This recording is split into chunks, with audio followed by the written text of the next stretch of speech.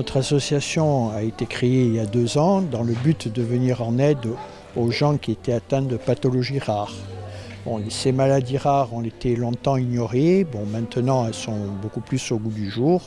On a de plus en plus de gens qui viennent vers nous, qui osent dire leur souffrance. Et c'est ce qui a un peu généré cette association. Parce que ces maladies sont rares, mais les malades sont nombreux. Alors cette soirée, bon, c'est pour récolter des fonds pour l'association. Donc notre association a besoin de moyens. Bon, on paye des études, on accueille des gens, on essaye de fédérer un petit peu toutes les associations.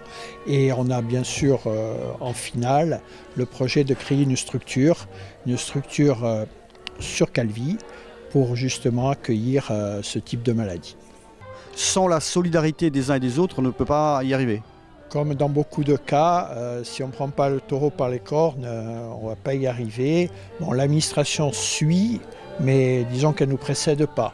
Je souhaitais aussi profiter de l'occasion qui m'est donnée pour remercier Pierre Aquavive de l'organisation de cette soirée, remercier l'ensemble des vignerons de Balagne, l'ensemble des donateurs, parce que bon, je ne vais pas citer tout le monde de peur d'en oublier, mais il y a eu un bel élan de solidarité qui s'est fait à travers tous les fournisseurs de cette soirée.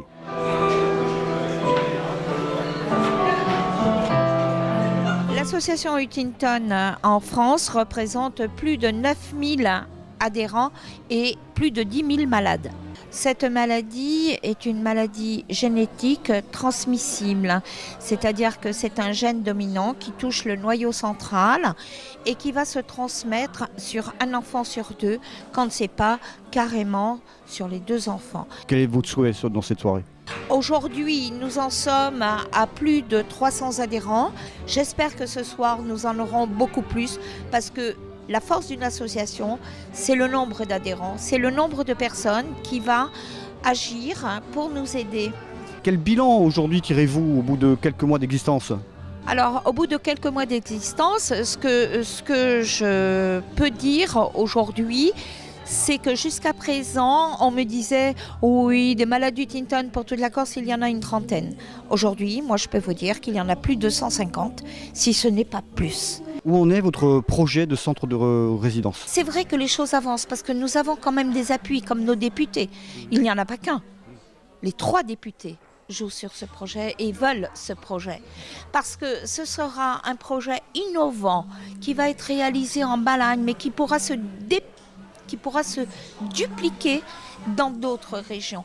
Quel est exactement ce projet ?